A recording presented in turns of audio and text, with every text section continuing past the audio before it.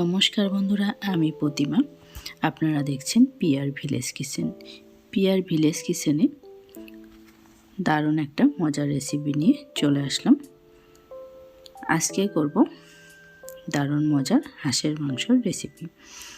তাই এখানে 1.5 কিলো হাঁসের মাংস ভালো করে কেটে ধুয়ে চাপা করে নিয়ে নিয়েছি।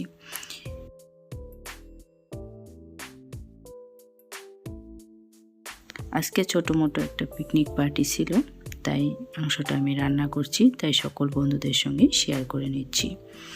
এখানে আদা রসুন বাটা, জিরে, ধনে আর শুকনো লঙ্কা একই সঙ্গে বেটেছি। এখানে দিয়ে দিলাম লবণ, হলুদ আর দিলাম সর্ষের তেল। এবার মাংসটাকে ম্যারিনেশন করে রেখে দিব বেশ কিছু সময়ের জন্যে। ভালো করে ম্যারিনেট করে নিচ্ছি মাংসগুলোকে। এভাবে মেখে মাংসটাকে রেস্টে রেখে দিব কিছু সময়ের জন্য। আর এখানে কেটে নিয়েছি আলু আর ওলকপি। দেখুন, আলুর সাইজ এরকমভাবে কেটে নিয়েছি। মিডিয়াম সাইজের আলু 2 টুকরো করে, আর ওলকপিটাও একই সাইজ করেই কেটে নিয়েছি। এখানে একটা বড় সাইজের কড়াই নিয়ে নিলাম। কড়াইয়ের মধ্যে আমি দিয়ে দিলাম সর্ষের তেল। হাঁসের মাংস রান্না করতে অতটা তেল লাগে না, আমি পরিমাণ বুঝে তেলটা দিয়ে দিলাম। এখানে আমি আলু আর ওলকপিটাকে ভেজে নিচ্ছি লবণ হলুদ দিয়ে। আর সকল বন্ধুদেরকেই অনুরোধ জানাচ্ছি ভিডিওটা স্কিপ না করে পুরো ভিডিওটা দেখার জন্য। খুব দারুণ একটা রেসিপি, একটু অন্যরকমের রান্নাটা করছি, তাই সকল বন্ধুদের সঙ্গে শেয়ার করে নিচ্ছি। আলু দিয়ে মাংস তো আমরা খেয়েই থাকি, এইভাবে আলু আর ওলকপি একসঙ্গে দিয়ে একবার করে দেখুন, খেতে কিন্তু অসাধারণ লাগে। এই আলু ওলকপি ভাজা তেলেই আমি ফোড়ন দিলাম। ফোড়নে দিলাম কিছু গোটা গরম মশলা, জিরে, শুকনো লঙ্কা। এবার দিলাম রসুন কয়েক কোয়া, পেঁয়াজ, কুচানো পেঁয়াজ আর কাঁচা লঙ্কা। ফোড়নে দিয়ে ফোড়নটা ভালোভাবে ভেজে নিচ্ছি। ফোড়নটার মধ্যে আমি পেঁয়াজ বাটা 3-4 চামচ দিয়ে দিলাম।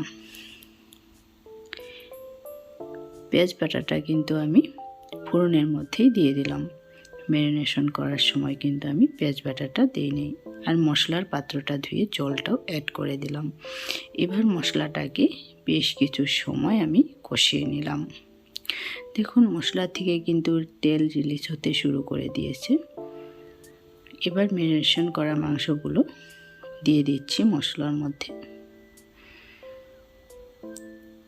এবার বেশ ভালোভাবে মশলার সঙ্গে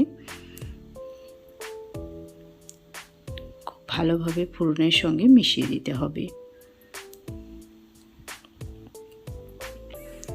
লাড়াচাড়া করে বেশ কিছু সময় আমি ফোড়নের সঙ্গে মিশিয়ে দিলাম। এবার মাংসটাকে ভালোভাবে ভেজে নিতে হবে। দেখুন, বেশ কিছু সময় আমি ভেজে নিয়েছি। সকল বন্ধুদেরকে অনুরোধ জানাচ্ছি ভিডিওটা স্কিপ না করে পুরোটা দেখার জন্য। পুরো ভিডিও না দেখলে বুঝতে অসুবিধা হবে সকল বন্ধুদেরই। হাঁসের মাংস অনেকেই অনেক রকমভাবে রান্না করে খেয়ে থাকেন। আমি যেভাবে রান্নাটা করছি এভাবে খুব স্পেশাল, আর খেতেও কিন্তু দারুণ লাগবে। দেখুন, মাংসটা অনেক টাইম কষানোর পর এর থেকে কিন্তু তেল রিলিজ হতে শুরু করে দিয়েছে। এবার ভেজে রাখা আলু আর ওলকপি অ্যাড করে দিলাম। এবার মাংসের সঙ্গে মিশিয়ে দিতে হবে। ঠান্ডার দিনে হাঁসের মাংস খেতে কার কার ভালো লাগে কমেন্টে জানাতে ভুলবে না। আমি যেভাবে হাঁসের মাংস রান্না করি, এভাবে রান্না করলে হাঁসের মাংস থাকার গন্ধটাও থাকবে না, সবাই কিন্তু তৃপ্তি করে খাবে। এবার আমি ঢাকা দিলাম একটা পাত্র দিয়ে। ঢাকা দিয়ে বেশ কিছু সময় আমি জাল করে নিয়েছি। দেখুন, দেখতে কতটা দারুণ, খেতেও কিন্তু খুবই টেস্টি হয়েছিল। এবার আমি আর কিছু সময় ভেজে নিব। ঢাকাটা তুলেও আমি বেশ কিছু সময় ভেজে নিলাম।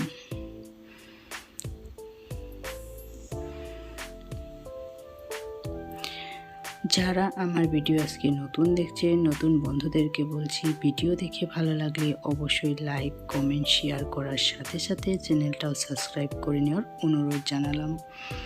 আপনাদের একটা লাইক কমেন্টে আমাকে পরবর্তী ভিডিও বানাতে অনেকটা উৎসাহিত করে তোলে।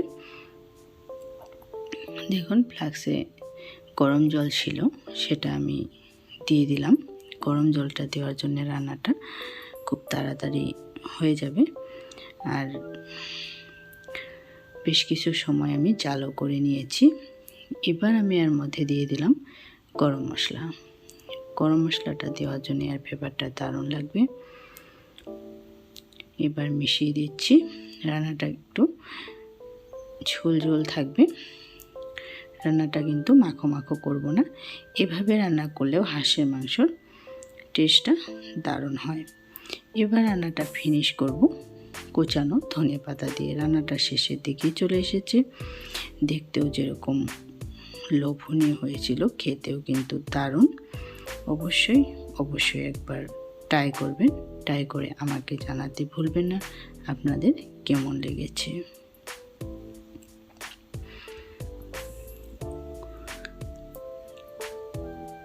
এইভাবে হাঁসের মাংস রান্না করে গরম ভাতের সঙ্গে পরিবেশন করলে খেতে কিন্তু দারুণ। ভাত, রুটি, পোলাও, পরোটা সব কিছুর সঙ্গে খেতে দারুণ লাগে।